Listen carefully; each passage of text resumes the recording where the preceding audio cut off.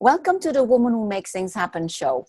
My name is Agnes van Rijn, and my life and business success mentor to female entrepreneurs and small business owners who want to work on their business and no longer in it.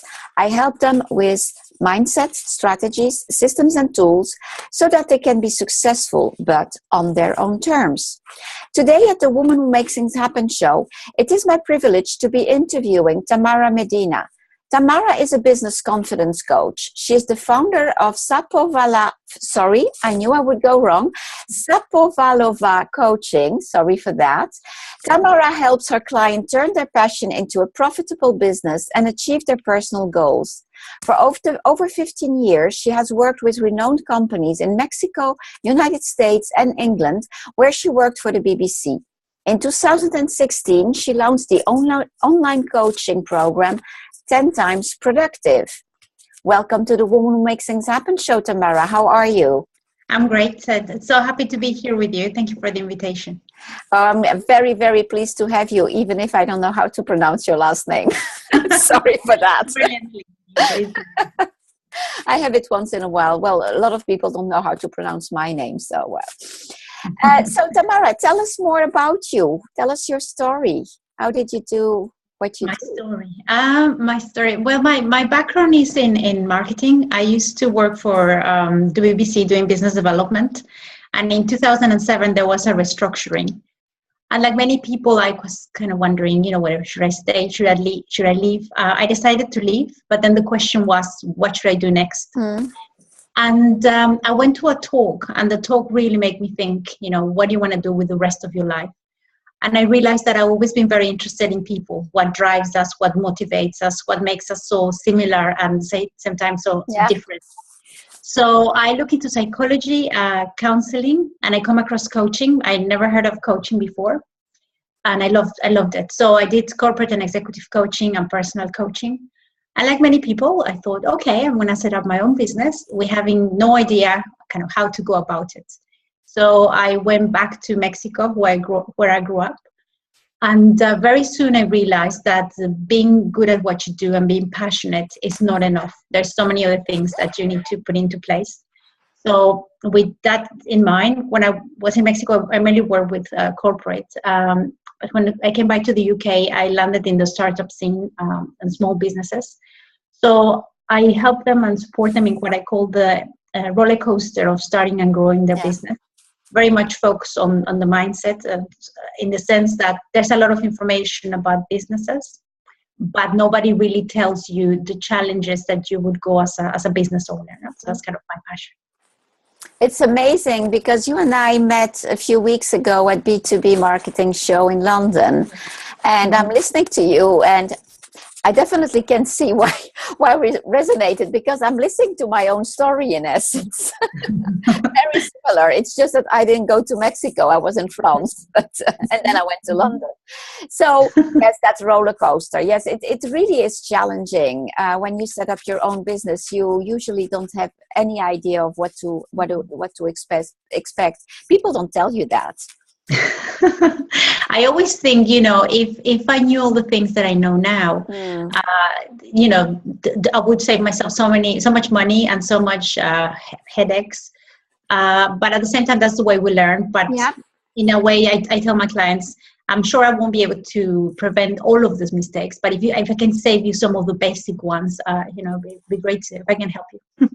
So obviously I know exactly what you're talking about having gone through that process myself, but tell the people listening to this show, viewing this show, what were your biggest challenges? What did you find most difficult? My biggest challenges, that's a very good question. I think you have the passion, that you're good at what you do. And I think this is something that not only happens in coaching, but in every business, but in coaching is something that happens quite a lot. There are so many very, very good coaches, but running a business, it's if you want to live out of coaching, same with artists. I have worked sometimes with a lot of artists. Sometimes they don't see themselves as business owners, but at the end of the day, if you want to make a living, doesn't matter what sort of business it is, or art or coaching, you have to have certain things in place. So kind of finding my way through it. And also by kind of challenging my own fears. So for example, I used to be very, very shy, and speaking in public was a completely something I would never ever do. Yeah. And I realized that when I became a coach, I had the passion, but that was one of the challenges that I needed to overcome.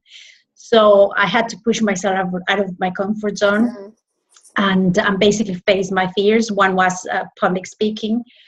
And what it's amazing to me is that I absolutely love it now. I just thrive on it. I enjoy it so much. And I always think to myself, I would never thought about it. Not something you were so scared of. Now you're enjoying it.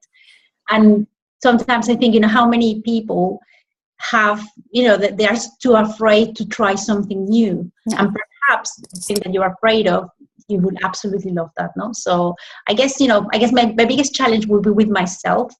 And I think when I talk to my clients, I always tell them, it's not about the money, it's not about the business planning. The biggest challenge, each one of you, will be the internal battle with your own fears, insecurities, no? So, yeah, we're definitely the one standing in the way of our own success. Yeah. So I think it would be interesting to develop that a little bit more, in the sense that I do work with my clients with a very holistic approach, because I do believe, exactly as you say, that having the business skills, the passion, etc., is not enough. There is a whole mindset thing that is foundational in essence. So what would you want to say about that part, about that? What do you find foundational? As far as the business, yeah, of course, I think essential for the business. I mean, one of the things I do, and I kind of is the core in some ways very similar to what you do. It's when I run courses, because I have coaching-based courses for entrepreneurs or business owners. And they are, yes, about the logistics, but more than the logistics, about developing them as individuals. So it's about how can you bring life skills into your business. A lot of people don't realize that many of those skills that we have that help us in our personal challenges, the same skills will help you in your business. But that's two separate things. Another thing is our view on money. A lot of people don't. I have had a lot of experience. People don't like money. They have this kind of they say I'm not good at maths, and they don't understand that the personal relationship they have with money, the way they view money, will have an impact in their business. So all these little things.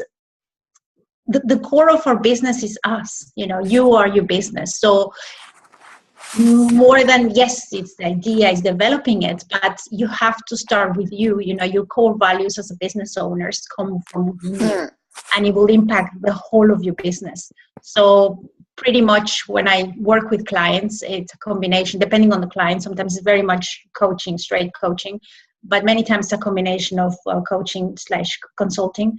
But I think it's very, very important to always go back to the person and develop the person, because everything we do, either business or career-wise, if you are not well, it just won't work. No, I always tell people, as a business owner, you cannot be down for 2 to 3 weeks. No, it's about how can you pick up yourself and keep going. How you're going to be taking care of your personal life, balance everything out. So yeah, that's why I always say that the whole alignment and authenticity is absolutely vital, because when you're out of alignment, at some point it will fire back. Yes. And what you're saying about their relationship to money and success really makes sense to me. I'm a money breakthrough coach. It's one of the areas of expertise that I have, and I find that particularly true with women. It's absolutely less relevant with men. They have a very different relationship to money and success in general. Of course, there are exceptions. Yeah. And then what you refer to indirectly, this whole thing around self-care. You have to put yourself at the center of your life, because, as you say, you can't afford to be out of the business for 2 or 3 weeks. So how do you keep that balance? And that's not easy. What are your tips around self-care? How do you handle self-care for yourself? I think I always very important to find what works for the individual, no? But for example, what I do, some of the things I do, I meditate. It's something I wanted to do for a while. So the last 2 years I've been meditating. I really like that. I go regular doing exercise. I surround myself by positive people. I like-minded people that will, share ideas, collaborators. I love collaborating with other coaches. Sometimes I do kind of collaborating programs with them as well. I don't watch the news. Welcome. I don't watch the news. I try to be aware of what's happening around it, but I kind of realize the way I can have an impact in my life and to be useful to more people is by taking care of myself. Then I can be there for my clients. Watching news, to me, most of the time, it's only negative news. Yeah, you can't do anything about it. So, it's just upsetting. So that's my personal, but again, it might work for many people. No? But I think it's important to, I think it's about self-awareness. It's about what do you enjoy doing, what brings you happiness, and do more of it. And also, one of the things that I think is very important, sometimes people are very much, and I don't know your experience, but when I first kind of look into coaching, it's very much kind of action goal oriented, which is very important. But sometimes when people are not doing things, it's this feeling of guilt, I'm bad, I should be doing something. And actually it's when you get the more inspiration. So for me, it's not about working hard. It's about working smart. Yeah. And you can work hard all your life and achieve nothing. And if you work smartly with your intuition, with your connections, with your expertise, things will come on to you much more easily. No? So, I guess in a nutshell is learn more about yourself, do more of what you love, and be kind to yourself. And I think that will be that in a nutshell. I think. Yeah, so very, very similar. And it's funny what you mentioned about feeling guilty when we don't take action. I remember, so in essence, my personal routine is very, very similar to yours. I meditate, gratitude, journaling, exercising, etc. And I really love what you say, because I remember when I started meditating, I felt guilty. I had the impression that I was wasting my time. I had that time doing nothing. But at the same time, it is absolutely relevant, and it is very, very valuable. Yeah. And there is this, I don't remember exactly how the story was going, but there was this teacher, this pupil in meditation and etc. and in personal development, and his teacher, and he went to see his teacher and said, "Oh, I don't have the time to do meditation anymore." And the teacher said something along the lines of, "Oh, how much time were you meditating?" And so he said, "I don't know, 10 minutes." And the teacher said, "Okay, then you have to meditate an hour." I wasn't. I really love that one. It's so true. So true. And I think, with that, it's interesting because, I wanted to meditate. I wanted to learn to meditate for a long time. And I, in some way, I had this image in my view that it was about, not thinking about it. And I found it, how am I not going to think? So I found this really cool app. I absolutely love it. Obviously, you need to find your own way to it. But I love this app. And you have options. And I started, for example, with 10 minutes, then I put it to 20, and now I do 15 because I kind of thought that's the right amount for me. So it's about you being consistent, and if for you it's just 10 minutes or 20 minutes or 1 hour, it's fine. But I don't think it's about pressuring ourselves, have to have it 20 minutes. Absolutely. But it's about, it needs to come naturally to you, and just, you need to adapt to yourself. I think there's no one recipe. Yeah, so obviously you and I are not saying that meditation that people have to do it, but it's definitely something that if you get there, it is absolutely very helpful. If you rewind back to your start, in the business world. What would you say are the 2-3 first steps that a person should take to set up their own business? Because it's the getting started that often is quite frightening. Yeah. I would say kind of start with the building blocks. Now, the building blocks is first kind of what sort of company do you want to set up? Kind of first of all, kind of understand why are you setting this up? When I first started, I kind of have this quite naive vision that everybody started businesses for the same reasons as I do it. And I realized that it's not. There's many different reasons, but for some people it's about making money. It doesn't really matter what sort of business, but it's about, turning it out, maybe selling it up, growing it quickly. For the others, it's about surviving. It's about doing some business that's, they feel that perhaps they cannot find another job. So they just want a business to replace the job. For others, it's about family, control. And for others, it's about lifestyle. No, it's about thinking each one of those have different kind of challenges and different things that you need to be considering. So things I share with my clients when we work. So first of all, like, why are you starting this business? What sort of business it is? It's a business that you're going to be hiring people. Are you going to be growing it just you? Are you planning to expand? So it's about having this vision. And then looking, what are going to be your core values, the purpose of the business. I see this a lot with businesses, no? I have this idea, I think it's pretty good, they just kind of run with it. And they don't spend enough time, this one of the workshops I do is in finding the purpose of the business, because people talk about features and benefits of the business, but those are facts and people don't connect with facts. Absolutely. And again, the purpose of your business is going to come from within you. So that will be kind of the building blocks. But then very, very important and something that people don't do enough of it's the research.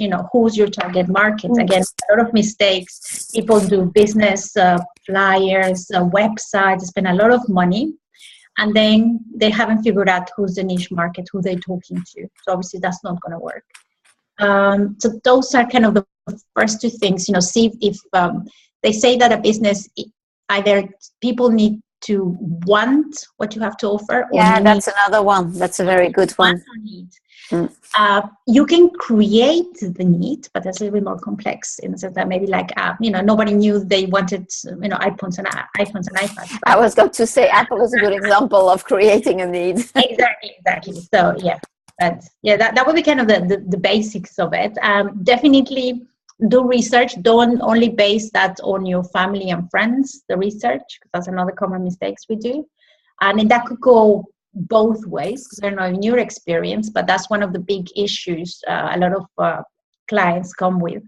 We take into consideration too much the opinion of people around us. And in my experience, personally and professionally, most people don't have the support from their close ones. Mainly the main reason is people don't understand setting up a business is not for everyone. And people, your parents, your friends, you might be scared, they would never have the courage to do it themselves. So therefore you think you're going to fail, and it's like, are you crazy? What are you doing? You left the BBC to put your own business, what are you thinking about? No? So it's about you finding the right support. It's about you finding people that they've already done it, and find the inspiration from them, the advice from them. I always tell the clients, why are you listening to your friend that has never run a business? Listen for the advice of somebody who's already been successful at it. Then if they're telling you, then you might consider it. But otherwise, that's a dangerous. Yeah, it's a very, very good point. One of the first things that I work, well, not the first thing, but one of the first things that I work with my clients is to identify their base camp, to be clear about who are the people around you that are really supporting you. And if you don't have them, and you pointed very rightly at the fact that quite often they aren't there, not around us directly, what is it that you set into place for you to work? And I do remember that at some point I was living for quite a long time, very isolated in a village in France. And France is definitely not my market. The mindset is not the one that I'm looking for. So there was no one around me that I could talk about it. Yeah, my sister understood what it was about, but that wasn't enough. So I reached out virtually, and I found communities, and I found masterminds, and then of course I had coaches and mentors and etc. But even behind the coach or mentor were the people who are sharing same experiences, etc. And ideally, of course, connect with people who are step behind you so that they lift you up, and it's not the other way around.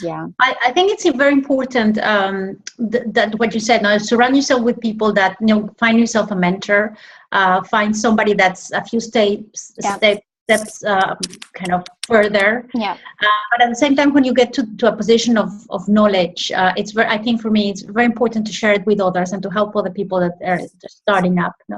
I think that I believe in giving back. It's all about, I'm a networking person, given I own the Athena network, but I keep telling them, if you are trying to get before you give, it will never work. You absolutely have to give first, and it will come back. The universe will send it back to you, and maybe not probably not via the same person, but it doesn't matter. It doesn't matter. It will come back. It will. And I always say to my clients, your family and friends will come on board once you're successful. So kind of don't worry. Don't worry, they will be there. Absolutely. So at some point, so you set up your business and it starts working. What would you see as the next phase challenge that people are encountering most often? Is there a trend that you see there? I think, well, obviously the one is starting it up, and the other one is kind of growing it and building. So the growing part, because then in the initial, I always tell my clients at the initial stages, 70% of your time needs to be spent promoting, talking to people, telling them what you do about, and only 30% will be actually the whatever service product you're offering. Over time that shifts and changes, but then comes all the challenges. When you are having a lot of starting having more business, how are you growing? How do you expand? Hiring people. So those are the next stage challenges that people are facing, and you need to learn. I saw it so much in myself, but also in other people, in the sense that, okay, they did it well, they have the business, it's running, and then the moment they start hiring staff, some people struggle quite a bit, because they're used to do everything themselves. How do you rely on others? How do you manage other people? There's another complete different set of skills that you need to develop, for the business. And it is quite a challenge to move into that, because the starting point, when do you decide that it's time to delegate? So whether you are hiring physically people or whether you are working virtually with people around you, I see them struggling, and I've been there myself, struggling quite often with I don't have money to hire. But if you were delegating, you would spend more time bringing in business. And so it's also a matter of understanding what the cost is of not hiring. Very important, but also it comes back to something we just mentioned earlier on. It's about creating networks. I have done a lot of things through exchange of service. Absolutely. That's a very good. Because and as you said, sometimes the person is not a straight exchange, because the person might not be interested in coaching, for example, but they can give you contacts. You can give them contacts. You can introduce them to someone the other way around. You can extend. In this case, especially coaching, it's something that a lot of people want. so you can exchange coaching services for many other things. Mm-hmm. So you're not giving things for free. You are doing a business exchange, maybe like in the olden days, by exchanging goods, if you like. No. Yeah, But no, again, absolutely. I think you what you said initially. That's one of the big mistakes as well when people isolate themselves. They start a business, they are at home. Many of these businesses are website based or electronically based, and people think, okay, I'm gonna build a website and that's it. People are gonna start coming to me. Well, it's not happening like that. Oh no. I always say, having a website, yes, it's great, but it doesn't gonna bring you any customers. Especially in the very early stages. No, people need to get to know you and how you're going to get yourself known. And another thing that I've seen a lot, especially with social media, a lot of people don't like social media. No, they're not happy. They're very happy to use it. I always say to them, okay, you as an individual, as a person, you might not like it, but from the business perspective, if it makes sense to use it, you either make yourself comfortable or hire somebody to do it for you. And also when you're launching, a lot of people say, okay, I'm going to start building my network when I'm ready. And I tell them, when you're ready, it's going to be too late. Absolutely. Because it takes a long time to build networks, especially organically. The worst thing people can do is buy. Click. Oh, yeah. That's but nonsense. Don't do that. Growing them organically takes a lot of time. So you need to do that groundwork even before you start, setting up a business in itself, if you like. Huh? Yeah, no, that's a very good point. And as you say, yes, the website is needed, but to a very extreme, you could even get started without a website. I mean, if you had to choose between the two, I would definitely say don't start with a website. I mean, even with business cards, people sometimes think, oh, I need to have business cards for these events. So I always tell them, okay, it's great to have them, but especially these days, you don't really need them. But okay, you have them. I always say to them, more than you giving away your card, is you taking the cards. Because if you take the cards, you are in control. You can get in touch. You can, if you hoping that by you giving your business cards, people are going to call you, I mean, 9 times out of 10 is not going to happen. No, so true. Oh, so true. So I see that time is stretching. And before I forget, tell us, well, I was going to say who your ideal clients are. You may say so. We already start having a good sense of it. But where they can find you. Well, they can find me. I mean, I'm in all the networks. It's in LinkedIn, Facebook, Twitter. My website is Shapovalova Coaching. Is SAPOVALOAVA. And I know it's quite complex. When I first was coming up with the name, they were always too complex. But it's my mother's name. And if you put Tamara Medina, there's hundreds. Good point. Tamara Medina Shapovalova, there's only one, and that's me. Very good point. How to stand out of the crowd. So, tell us about your book also. Yes, this is very briefly. I've been blogging for a while. I blog for the Huffington Post in Spanish, and one of the things, for me, coaching changed my life. So I feel very passionate about expanding and sharing with others, especially making coaching more accessible to people, because a lot of people perhaps cannot pay a coach, but it's about sharing some of the tools that changed my life and help other people, my clients' life. So I wrote a book. It's called 10 Days, 10 Actions, 10 Times More Productive. It's basically the idea is that it's a program that in 10 days you will, every day you have to do exercises and action. It's really like a workbook. And basically the idea is sharing mainly coaching tools like time management, beliefs, your definition of success. Just make you think about your life and what you're doing. And also, as I was writing it, I realized that one of the ways to share it with more people, to put it on an online program. So I have an online program by the same name.